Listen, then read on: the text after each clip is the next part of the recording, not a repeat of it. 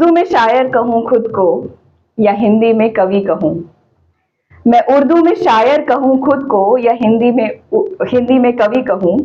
क्या सही होगा दुरुस्त को दुरुस्त कहना या दुरुस्त को हिंदी में कहूँ।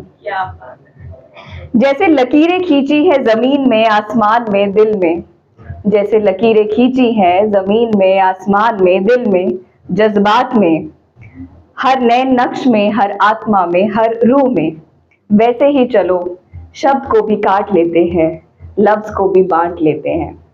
तो हिंदी का ह मैं रख लेती हूँ और उर्दू का ऊ आप रख लो, कि हिंदी का ह मैं रख लेती हूँ और उर्दू का ऊ आप रख लो। अब बीच में इस द का क्या करें, बीच में ये द है इसका क्या करें, क्योंकि ये बांट लेने से द हिंदी में दर्द हो जाता है और उर्दू में दुख बन जाता है। चलो छोड़ो द को द ही रहने दो, मेरी भावनाओं को बहने दो, मुझे मेरी बात कहने दो, मुझे मेरी बात कहने दो। तो आज का मेरा टॉपिक है मोहब्बत इसे नहीं तो मोहब्बत किसे कहते हैं। इससे पहले जितने भी पोएट्स यहाँ पर आए वो बहुत प्यार भरी मुमताज़ और अनारकली और शाहजहां की बातें कर रहे थे, तो उनसे इंस्पायर होके थोड़ा सा मैंने सोचा मैं भी इसी टॉपिक पे बात कर लूँ। हर किसी की लाइफ में कोई स्पेशल समवन होता है जो आपके दिल के बहुत करीब होता है, और मैं भी अपने स्पेशल समवन से बहुत ज़्यादा इंस्पिरेशन लेती हूँ और इसीलिए इतना सारा कंटेंट मैं उससे रिलेटेड लिखती हूँ। उस इंसान को कभी समझ ही नहीं आया कि उसको मुझसे मोहब्बत हो गई है, और वो मुझसे पूछता है कि तुम्हारे लिए मोहब्बत क्या है।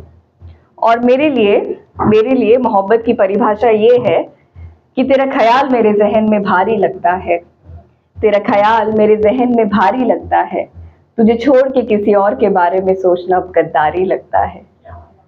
तू पास रहे मेरे या दूर रहे मुझसे, तू पास रहे मेरे या दूर रहे मुझसे, तुझसे दूर होकर मोहब्बत किसी और से करना अब गद्दारी लगता है, किसी और से मोहब्बत करना अब गद्दारी लगता है।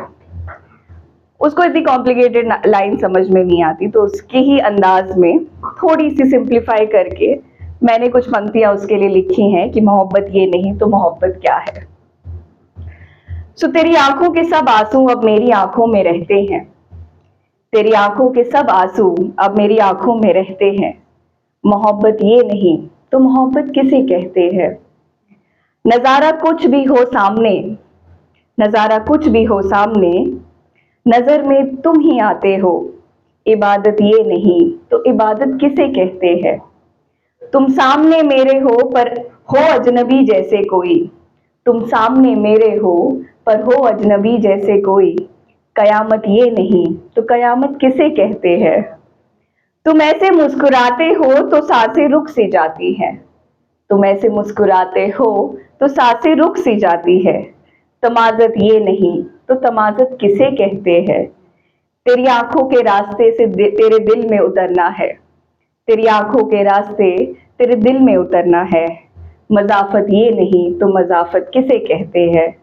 तुम हो तो मेरे होने का एहसास होता है, तुम हो तो मेरे होने का एहसास होता है।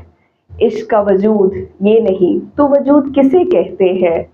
मिलना बिछड़ना ये तो ऐसे ही रिश्ते की पहचान है, मिलना बिछड़ना ये तो ऐसे ही रिश्ते की पहचान है।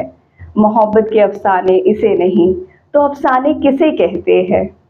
तुम नहीं होते तो मन तुम्हारे लिए ढूंढता है, तुम नहीं होते तो मन तुम्हारे लिए ढूंढता है। मोहब्बत इसे नहीं तो मोहब्बत किसे कहते हैं, मोहब्बत इसे नहीं तो मोहब्बत किसे कहते हैं। तो लास्ट में कुछ इस पूरी पंक्तियों के सार के लिए मैं उस शख्स को कहना चाहती हूँ जो मेरा स्पेशल समवन है, कि तुझे दूर से चाहना मंजूर है मुझे, तुझे जो दूर से चाहना मंजूर है मुझे, मेरी इसी इबादत में गुरूर है मुझे। तुझे दूर से चाहना मंजूर है मुझे, मेरी इसी इबादत में गुरूर है मुझे। तुझे अपने लफ्जों में छुपा के रखूंगी, तुझे अपनी शायरी में यूं ही बसा के रखूंगी। आसमान है तू मैं, आसमान है तू मैं, खुद को जमीन बना के रखूंगी, खुद को जमीन बना के रखूंगी। Thank you so much guys, thank you.